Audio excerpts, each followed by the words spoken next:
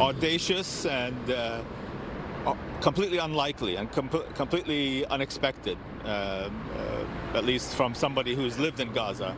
Salam Ajiloni called Gaza City home for 5 years. His concerns as the work week begins are of friends in the latest large-scale flare-up of Middle East tensions. Monday, Israeli forces continue waging what the prime minister calls war, following Saturday's surprise attack by Hamas. In contact with them sporadically.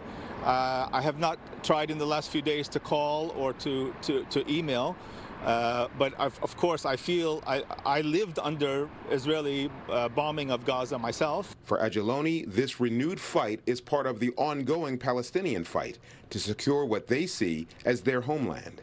It's not like people woke up, on Saturday and decided, we're going to go to war.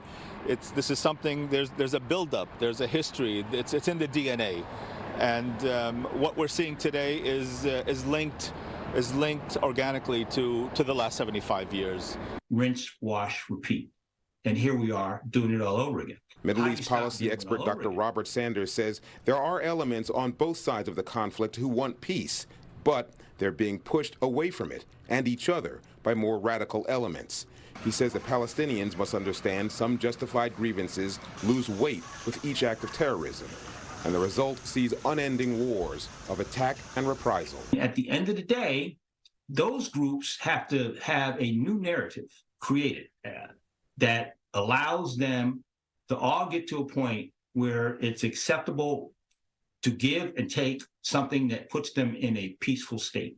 Can't reach a peace unless the underlying conditions are just and livable for everybody, and that's what we should be focused on. What are livable, just conditions for everybody, for Israelis, for Palestinians? What does that look like? That view is likely to be obscured while the smoke and body counts on both sides continue rising. In the South Bay Bureau, Jesse Gary, KTVU, Fox 2 News.